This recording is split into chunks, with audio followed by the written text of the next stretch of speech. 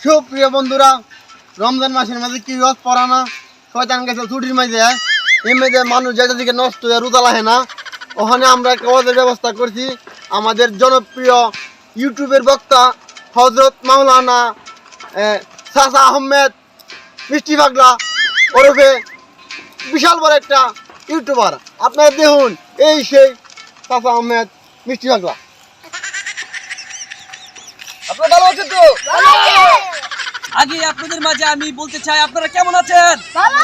রোজার মাসে অনেকেই আছে ভালো থাকে না, চিপা চাপার মধ্যে গিয়ে হুক দেখায়। হ্যালো বন্ধুরা, বাবার আগো, তোমরা জানো যে অনেক বেরোজগার আছে, স্বাস্থ্য লোকে এখন ওকে দেখতে পাইবা ও মানে চা খাইতেছে, মিষ্টি দনকে মিষ্টি খাইতেছে। আমি নিজে মিষ্টি পাগলা, আমিও মিষ্টি খাইতারি না। আরে ওদের মধ্যে গাইবি আওয়াজ করতাই, ওদের মধ্যে রোজা থাকে, তোমরা এনে ওয়াজ করতেছি কি তো বড়।